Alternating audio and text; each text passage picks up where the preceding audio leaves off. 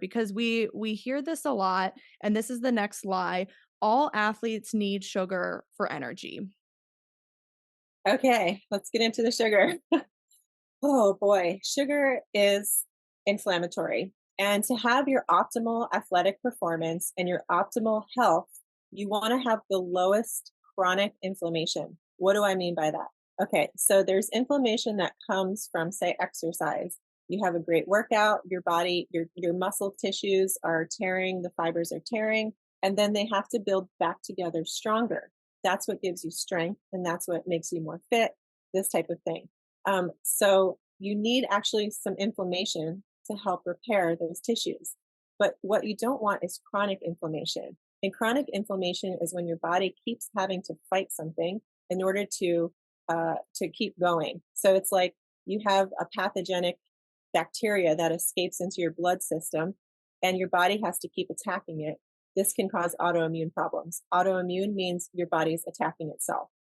So where does sugar come into this? Sugar is inflammatory. So it basically causes this chronic state of inflammation, leads to injury. Because if your tissues are always inflamed, they're not healing and they're not getting stronger. So they're going to rip apart. This is one of the reasons, the inflammation. So, I mean, pushing sugar and processed foods is basically pushing injury. And I've seen it happen over and over and over again. Not to mention, our, okay, so the Olympian that I discussed earlier with the autoimmune issues, she went to a very, very, very prestigious university for sports. Their nutritionist as well pushed sugar or said it's fine for you to have sugar, that sort of thing. And they didn't say, hey, have you been genetically tested for the apolipoprotein E allele? So if I just lost you on what is ApoE, ApoE4 is a genetic marker, a gene. And if you have the allele, then you are more likely not to be able to process sugar. Your glucose metabolism is faulty. And a lot of people have this. It actually helps lead to Alzheimer's. And the Alzheimer's plaque buildup, which is, it's controversial whether that is the cause, but it's definitely, we'll say, even if it's the plaque buildup's not the cause of Alzheimer's, it's a marker that goes along with the tangles and other things that eventually lead to Alzheimer's. Really, it's a sugar issue. So they call Alzheimer's type 3 diabetes. I don't know if anyone knows that. You have type 1 diabetes you're born with, you're not making insulin in your pancreas.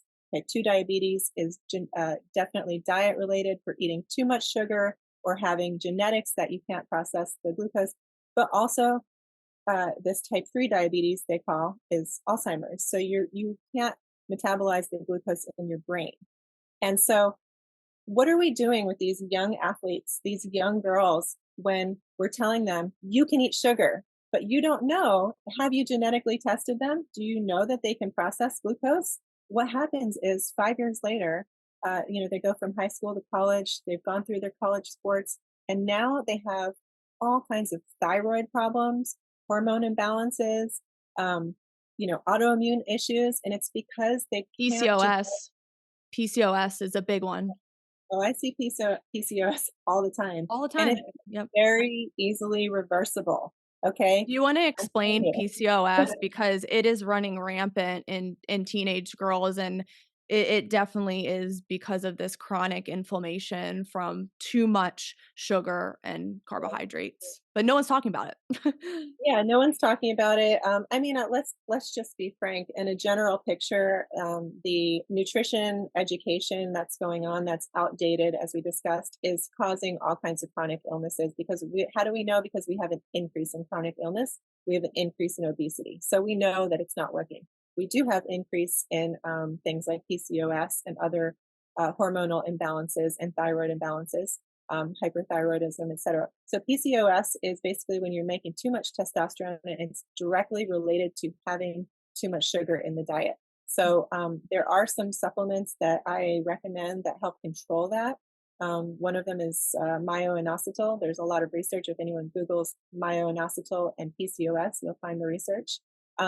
However, you can also look up PCOS and diet, and the number one thing that says is cut carbohydrates, not just sugar, all carbohydrates. So tell someone, a young girl, you can have sugar, and to broadcast out there on a mass scale that I'm a sports nutritionist, wrestling, soccer, whatever it is, whatever sport it is. I've seen them all. There's like a account for every sport.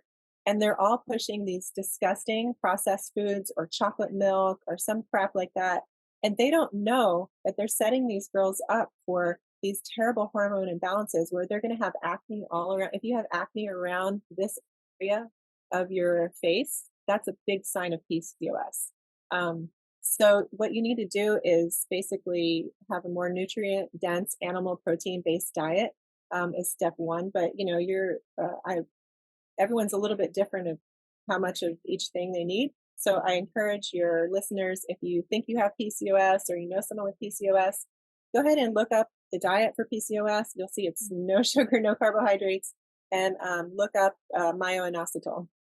Yeah, so we're basically doing these girls a big disservice by pushing the sugar. Not we, but the general nutritionists out there. And I mean, I've worked with Olympians that have had in different sports, their Team USA nutritionists. You would think is the ultimate, okay, they are the highest in the nation. They made it to be Team USA nutritionists for their sport. And then I got another client over here, a guy, he's got a different sport, Team USA nutritionist.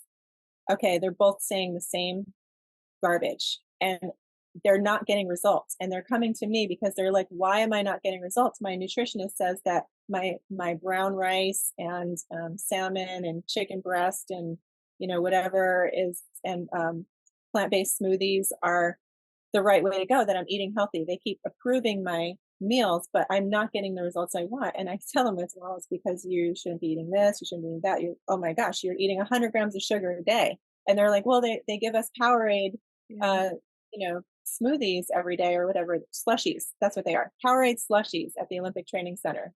And they push them. They brought the Powerade slushie machine to the World Championships in Dubai at one point to make sure that their athletes had sugar. Okay, so they come to me, I change everything. I tell them the opposite of basically what their Team USA nutritionist said, and they thrive. Their performances skyrocket. They win medals. They go to multiple Olympics, and they're happy. I'm happy. And guess what? When they retire, they get to have babies, and they get to live a long, happy life. So that makes me happy. So yeah, sugar. No, my athletes keep their sugar to under 15 grams a day. Definitely under 20 grams a day, but under 15 grams a day, which I encourage you to start adding up how much sugar you're actually consuming and realize that it's just not good for your long-term health. And another thing you can look up about the sugar is your telomere effect. So telomere is the cap on the end of your chromosomes of your DNA. So every time as we age, we have to keep making new cells, right? And so as these cells replicate, a little bit of that cap gets cut off. So some people are born with longer telomeres than others. They're the ones that seem to be able to tolerate junk food for longer or tolerate smoking for longer, that sort of thing. But eventually it catches up to them. So every time their cap gets cut, there are things that lengthen telomeres. Guess what? Red meat is one of them. They lengthen telomeres. And telomere is a biomarker of how long you can live. So it's your longevity marker. So you want long telomeres for as long as you can. Sugar is one of the biggest things that shortens telomeres. So you're shortening your lifespan by eating too much sugar. Dr. Melissa Epple has done wonderful research on this. So your listeners can look that up too. And another thing I'll add with the sugar thing is I've had girls say when they decreased their sugar intake, their mood got so much better and they were more steady throughout the day. They didn't have really amplified PMS symptoms. And I think that's so amazing because a lot of girls believe that they have to suffer with these mood swings or painful cramps. But when they finally see the light because they make this change and they kind of go against the mainstream, they're feeling so much better. And that just makes my heart so happy. And I know a lot of people are going to find this sugar conversation controversial, which brings us to the next lie. So I'm sure people are going to say, Restricting so much can cause a harmful relationship with food, and it can lead to disordered eating if we tell girls to eat too clean. And I've seen this on some dietitians' pages how eating too clean can lead to disordered eating. Now, if that were the case, I would probably be anorexic and bulimic because I eat clean every day for the most part. So, why is this a lie? Oh boy. Okay, so another athlete I work with was a NCAA champion in her sport, and when I first started working with, she's in her 20s, so she decided not to. She could have easily gone pro and gone to the Olympics as well, but she's decided that this is not the path that she wanted to go down. And when we had our first consultation, she confessed to me that she was a little worried, that she hadn't done any protocols in a while because she had developed an eating disorder in college doing college athletics, because she was so worried about calories. And so the first thing we did is we tossed those calories out the window because it's all about your metabolic flexibility, not the calories. So calories in, calories out will have you drop weight, but it will not have you have the ultimate performance, the ultimate body composition, the ultimate longevity, the health and longevity. That's what we're after. So I, talked it through with her, because of course I didn't want her to have any triggers with her past eating disorder. I'm very sensitive to that. And she started on the protocol. And after a couple months, she reached out to me and she said, Thank you so much, Cynthia, because this is the first time in my life that I'm not worried about the food I'm eating. I actually feel so much energy from the nutrient density in these foods that I'm satisfied all the time. So when you're eating a high protein, high fat, and again, like this is nuanced per individual. So when a client comes to me, I choose the proteins for them. Red meat is always on that list though. I choose the proteins for them. I choose the fats for them, that sort of thing. I choose the antioxidants for them. But when you're eating a high protein, high fat diet, as opposed to a high carbohydrate processed food diet, you're going to be more satisfied. So I think the opposite of that myth, I think that you're really setting girls up for disordered eating when you're just counting calories. I had my, I have a family member, unfortunately, who wanted to lose weight, in her 30s, and she ate a snowball. Snowballs from they're like donuts or something from the convenience store. She would eat one snowball and like a handful of something else per day because that was her calorie limit. And she became quickly nutrient deficient, and ended up in the hospital. So, like, that's not what we want to happen because if you're in the hospital, you're not playing your game, you're not competing, and you're very sick for the most part. Like, that's the most important thing is the longevity and the health. So, but if you're only worried about sports performance, if you're sick, you're not performing. So let's, fix the health first. And that includes basically not setting our girls up or anyone up for disordered eating by telling them that only the calories matter and that you can eat anything you want. But rather, let's provide them empowerment with nutrient dense foods that have all the vitamins that they need, that balance their hormones. They don't feel like, like they're lost because they're every month they go down into this dark place with PMS. That does not have to happen. And if these girls are eating so much omega-6 oils and the like canola oil, look at your listeners should look at the ingredients. And if there's sunflower oil, canola oil, vegetable oil, these are omega-6 oils and they're inflammatory. You need to have an appropriate omega-3, omega-6 balance. And the best omega-3s come from fish. They come from fatty fish, not from seeds. I'm just going to fill you in on that. The seeds are not processed well by the body. We do not digest the seeds well. And if you don't believe me, you can see that they come out the other side. Sorry, TMI.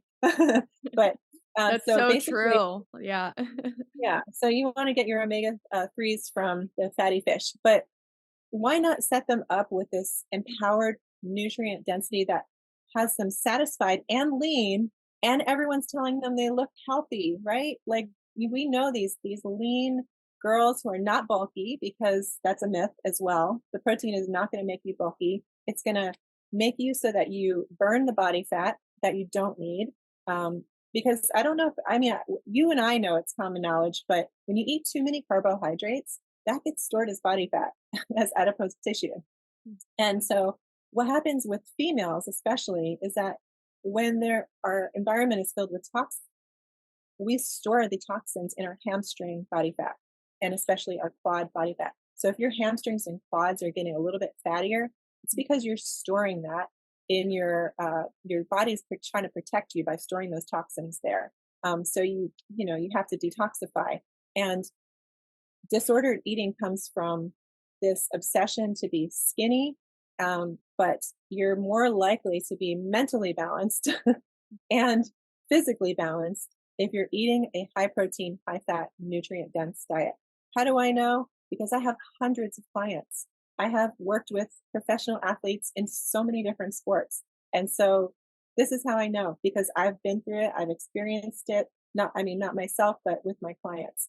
So I think it's the opposite. I think we're setting our girls up for failure by telling them that they can eat processed foods. I can't even remember some of the most ridiculous ones, but there's some really ridiculous ones out there with chips and different, I don't even know, definitely sugary snacks, right? On some of these Yeah. nutritionist pages.